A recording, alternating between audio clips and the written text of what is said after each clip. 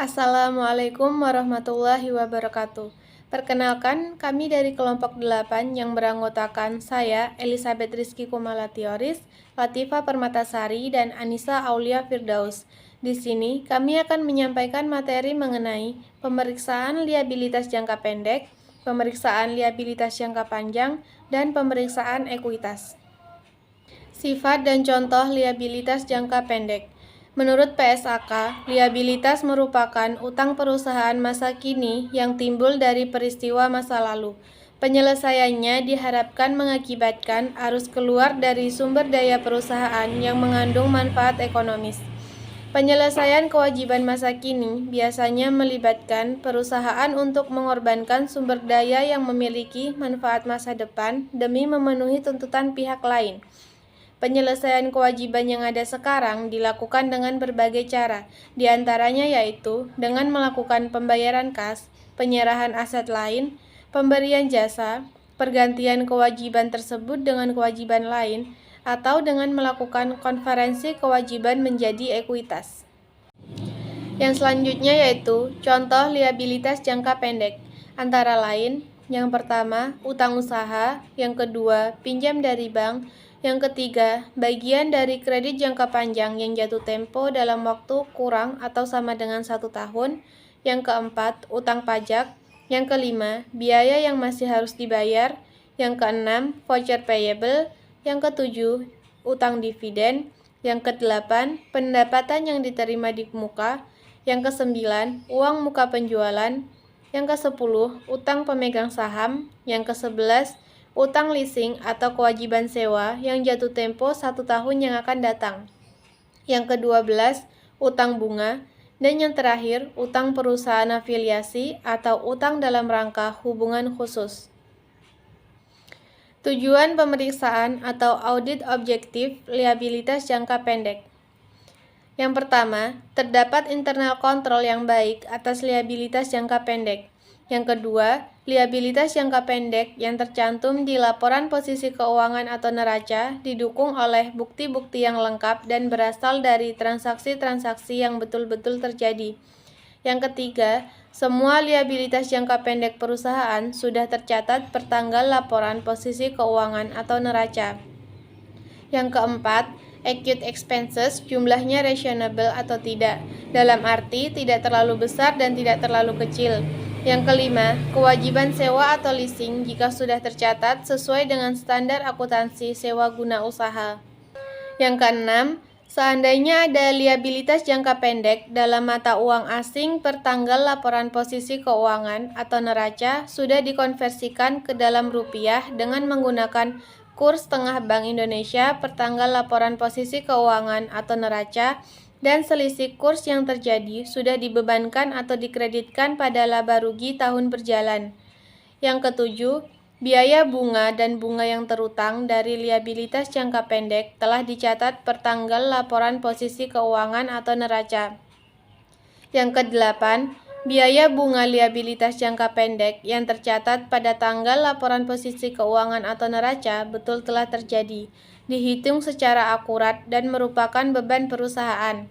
Yang kesembilan, semua persyaratan dalam perjanjian kredit telah diakui oleh perusahaan sehingga tidak terjadi bank default. Yang ke-10, penyajian liabilitas jangka pendek di dalam laporan posisi keuangan atau neraca dan catatan atas laporan keuangan sesuai dengan standar akuntansi keuangan di Indonesia, yaitu ETAP, SAK, dan IFRS. Yang selanjutnya, prosedur pemeriksaan liabilitas jangka pendek. Yang pertama, pelajari dan evaluasi internal kontrol atas liabilitas jangka pendek.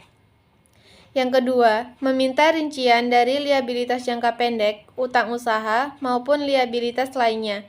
Kemudian, periksa penjumlahan serta cocokkan saldonya dengan saldo utang dan buku besar. Untuk utang usaha, cocokkan saldo masing-masing supplier dengan saldo menurut subsidiary ledger utang usaha. Jika jumlah suppliernya banyak, tidak usah 100%. Secara tes basis atau sampling, periksa bukti pendukung dari saldo utang kepada beberapa supplier. Perhatikan apakah angkanya cocok dengan purchase requisition, purchase order, receiving report, dan supplier invoice. Seandainya terdapat monthly statement of account dari supplier, maka harus dilakukan rekonsiliasi antara saldo utang menurut statement of account tersebut dengan subsidiary ledger utang. Selanjutnya, pertimbangan untuk mengirim konfirmasi kepada beberapa supplier, baik yang saldonya besar maupun yang saldonya tidak berubah sejak tahun sebelumnya. Periksa pembayaran sesudah tanggal laporan posisi keuangan atau neraca untuk mengetahui apakah ada liabilitas yang belum tercatat pertanggal laporan posisi keuangan untuk meyakini diri mengenai kewajaran saldo liabilitas pertanggal laporan posisi keuangan atau neraca. Seandainya ada utang kepada bank dalam bentuk kredit modal kerja, kredit investasi, maupun kredit overdraft. Perusahaan ada utang dari pemegang saham atau dari direksi atau dari perusahaan afiliasi yang harus dilunasi dalam waktu 1 tahun yang akan datang, harus dikirim konfirmasi, periksa perjanjian kreditnya, dan periksa apakah pembebanan bunga atas pinjaman tersebut. Yang selanjutnya prosedur pemeriksaan liabilitas jangka pendek. Seandainya ada utang leasing atau sewa, periksa apakah pencatatannya sudah sesuai dengan standar akuntansi sewa yang terdapat pada PSAK nomor 30 revisi 2015 tentang sewa, dan apakah bagian yang jatuh tempo dalam waktu 1 tahun yang akan datang sudah dicatat atau direklasifikasi sebagai liabilitas jangka pendek. Yang kedua, periksa perhitungan dengan pembayaran bunga. Seandainya ada saldo debit dari utang usaha, maka harus ditelusuri apakah ini merupakan uang muka pembelian atau karena adanya pengembalian barang yang dibeli tetapi sudah dilunasi sebelumnya. Seandainya ada uang muka penjualan pertanggal laporan posisi keuangan atau neraca, periksa bukti pendukungnya dan periksa apakah saldo tersebut sudah disesuaikan di periode berikutnya. Yang seandainya ada kredit jangka panjang, harus diperiksa apakah bagian yang jatuh tempo 1 tahun yang akan datang sudah direklasifikasi sebagai liabilitas jangka pendek.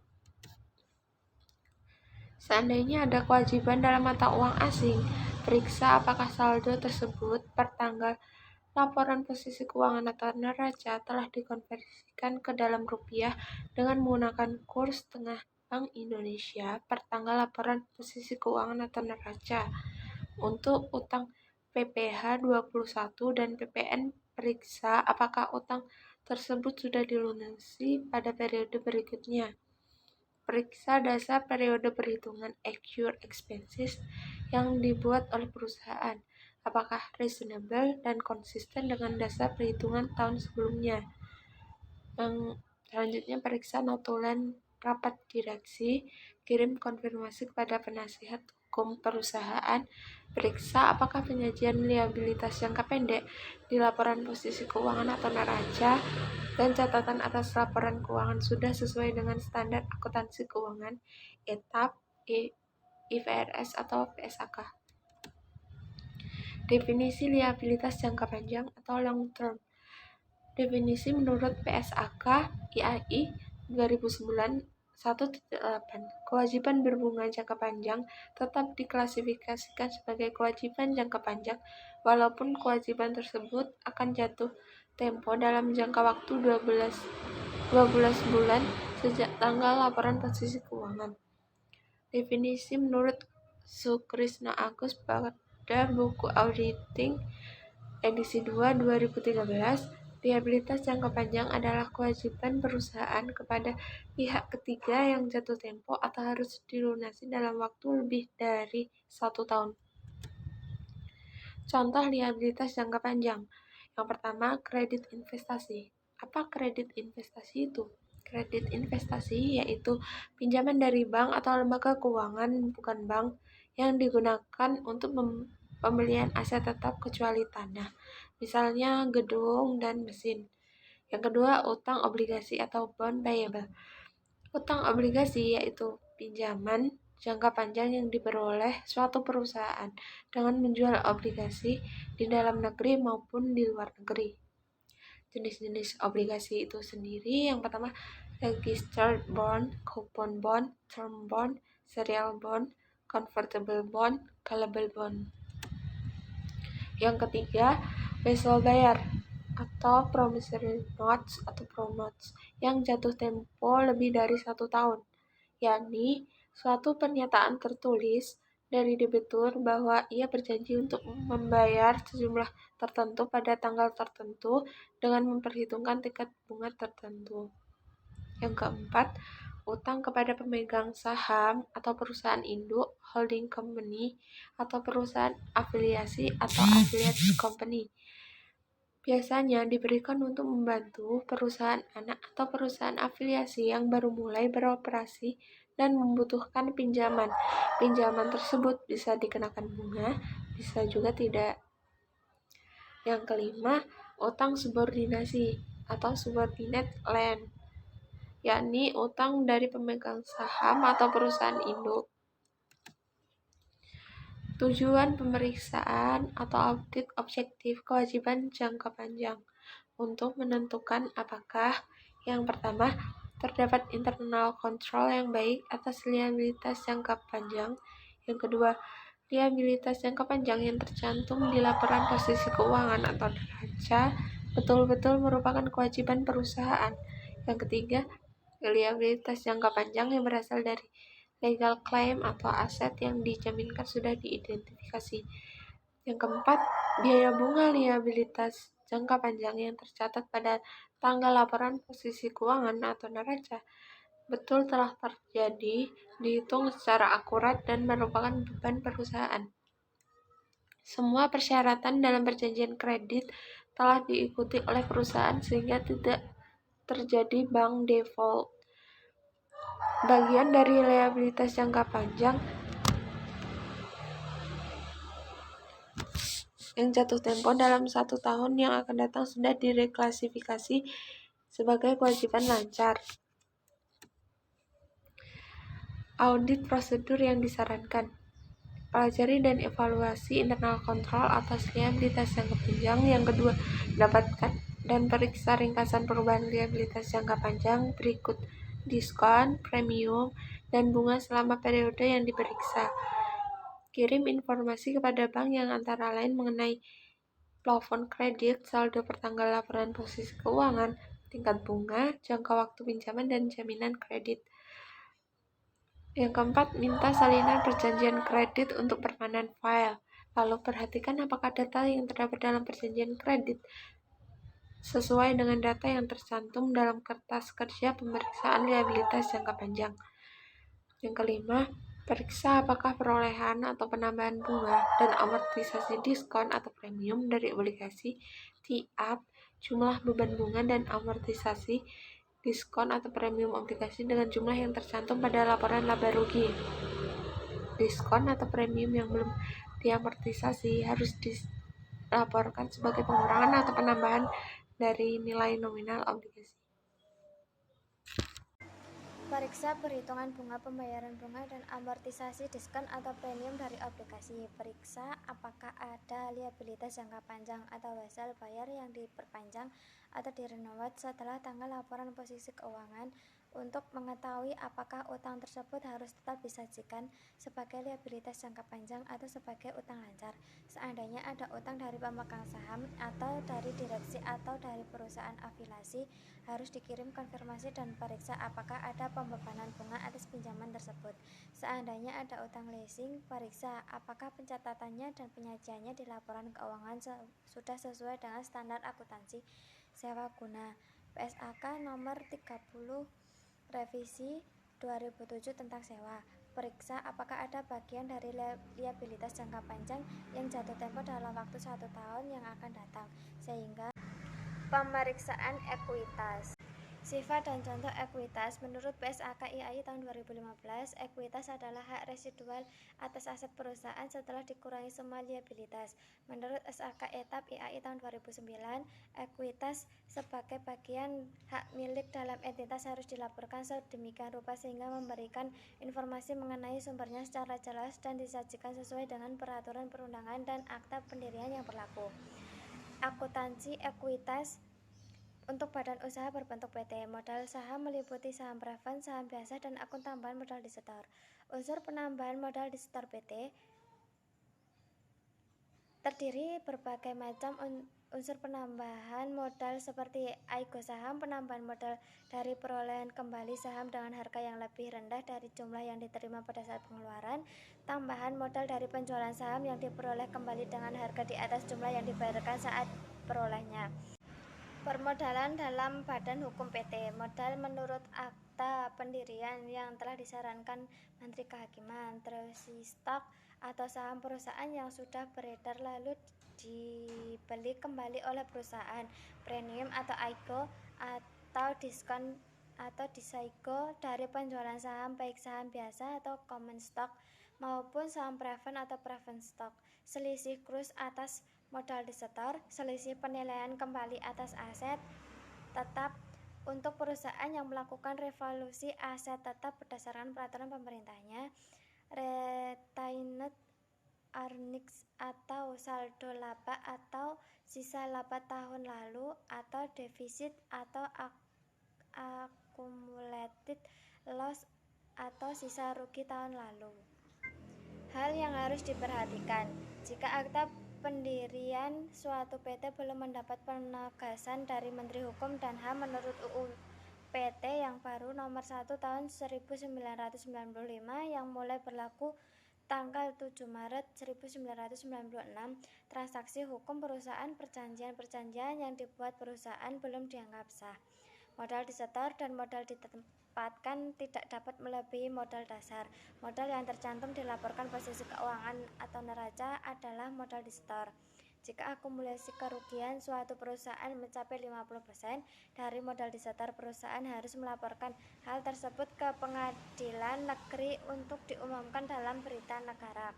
Menurut SAK, aset tetap harus dicatat atau disajikan dalam laporan posisi keuangan neraca berdasarkan harga perolehannya.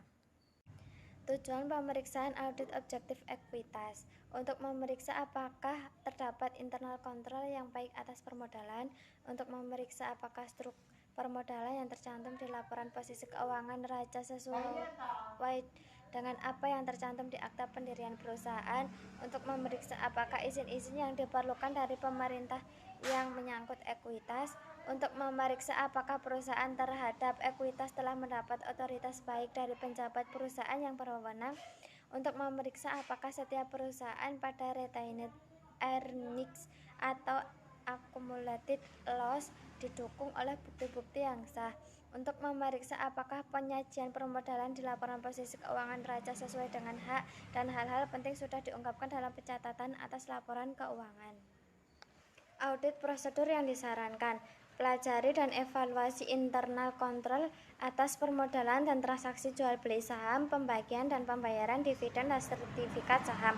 Minta salinan kopi dari akta pendirian, SK pengesahan Menteri Hukum dan HAM, SK BKPM atau BKPMD, SK BEPAM LK, SK Presiden untuk disimpan dalam permanent file. Cocokkan data yang ada dalam akta pendirian tersebut dengan modal yang tercantum di laporan posisi keuangan neraca dan penjelasan dalam catatan atas laporan keuangan. Untuk perusahaan yang baru didirikan dan perusahaan yang mempunyai tambahan setor modal dalam periode yang diperiksa, periksalah bukti setoran dan bukti pembukuan lainnya serta otoritas dari pejabat perusahaan yang berwenang dan instansi pemerintah. Jelaskan dalam kertas kerja pemeriksaan. Pemeriksa dokumen pendukung dari setiap perusahaan dalam perkiraan retained earnings atau defisit. Periksa apakah akumulasi kerugian perusahaan sudah mencapai 75% dari modal disetor.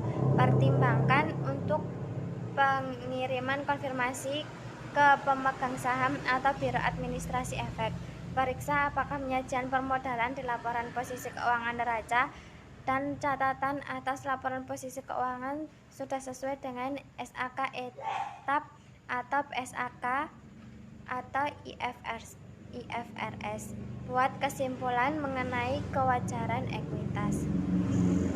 Sekian, terima kasih presentasi dari kelompok kami. Apabila ada yang salah kata, wabillahi taufiq wal hidayah. Wassalamualaikum warahmatullahi wabarakatuh.